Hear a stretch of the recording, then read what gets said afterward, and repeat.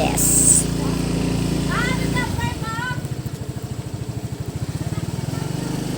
Magmamotor na si Flora. Eh, parang iba na may mukha ko. Ayan.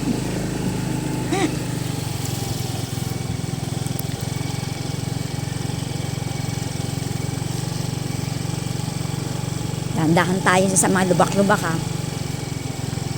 Diba makulimlim oh.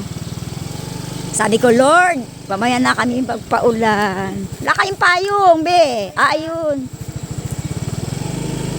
Kita mo yung ano, Flora oh.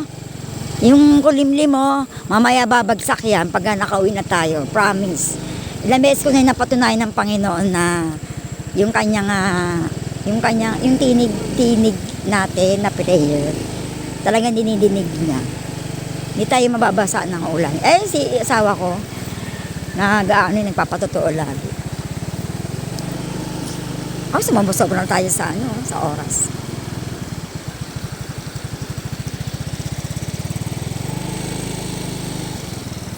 Tahimik dito eh. Malayo sa kabis. Ay, namagpas na. Tinuturo ko kanina, di ba?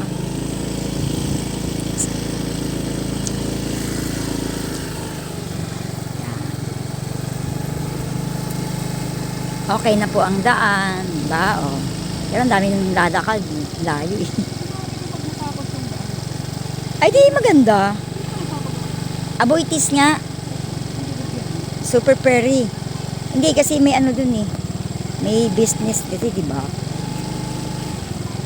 Kikita kasi sila dyan kahit paano. Hindi mag-aaksaya ng panahon ng isang private company. Private yan, diba? Solar. Private ba yan? O, tapos meron pa sila ng